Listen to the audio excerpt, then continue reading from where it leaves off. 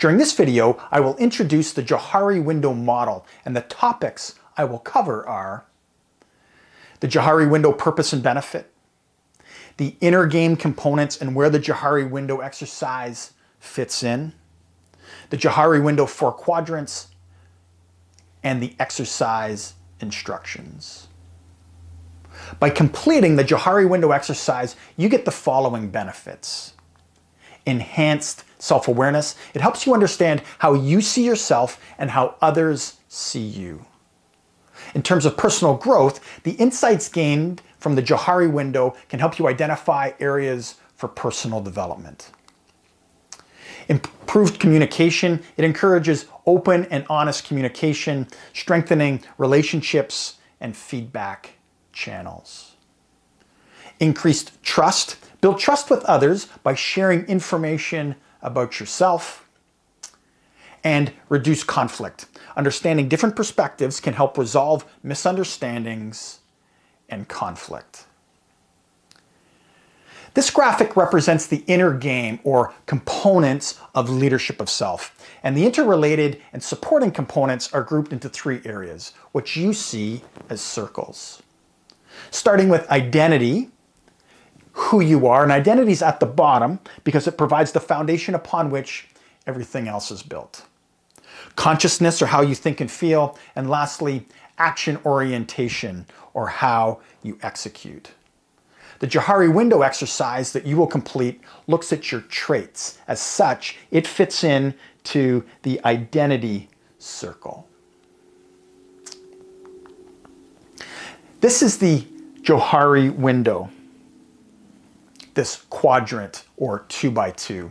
It is constructed with the following variables: known to self, not known to self, known to others, and not known to others.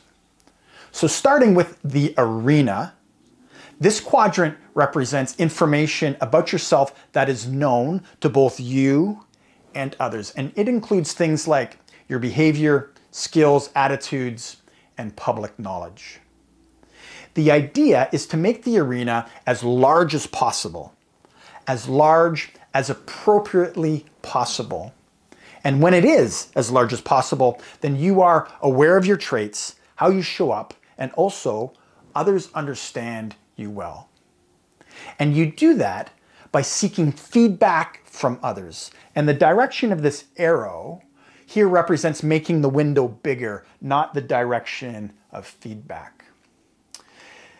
You also make it bigger by relevant disclosure of what you're thinking and feeling. And finally, there's this concept of shared discovery into the unknown. More on that later. The next quadrant is your blind spots. And this quadrant represents information that others know about you that you are unaware of. So it could be habits, defense mechanisms, or personality traits you don't recognize in yourself. And blind spots occur due to low self-awareness, youth, being new to a role, or worst of all, denial or narcissism. And sometimes people are simply unaware. They don't know what they don't know due to a lack of feedback. And before we blame others for a lack of feedback, please ask yourself if you make it a safe space to receive the gift of feedback. While typically blind spots are about defensive traits or tendencies that we don't do well, there are instances when we are blind to constructive things that we do. Let me give you an example. You may be very hard on yourself, and yet you're more compassionate with others, but you don't see yourself as compassionate because of how hard you are on yourself. Yet other people see that compassion in you because that's what they experienced. So that's an example of a blind spot of something that you actually do well. Next, we'll move into facade. And this quadrant represents information that you know about yourself that for various reasons are hidden from others. So it might include fears, secrets, or past experiences that you don't feel comfortable sharing. Or perhaps you're simply quiet and reserved. As I mentioned earlier, you reduce facades with relevant disclosure. So that's not the same thing as oversharing or emotional leakage. The key word here is relevant. What would benefit others to know about what, how, and why you are thinking and feeling a certain way, so they can help support you in your decisions and actions. And facades can be helpful when they mask a defensive trait. So another example, you may be feeling anxious, or perhaps you even suffer from anxiety. However, you've learned to mitigate those feelings. There may be an internal struggle going on that you're capable of handling yourself, so you don't let others see or be impacted by that. And lastly, let's move into the unknown. The unknown, this quadrant represents information that is unknown to both you and to others. And so it could be unconscious motives, untapped potential, things that have not yet been discovered about you, or things that are buried because of trauma. For the purpose of this exercise, nothing goes into this quadrant. However, as you become more adept at exploring yourself, traits may start to emerge from the unknown into the known. The next 4 slides are all about how to complete the exercise, starting with completing the self-assessment. So using the list of traits provided, and you'll have that on that PDF handout, select the top 10 to 15 traits, negative, neutral, and positive, that you believe apply to you.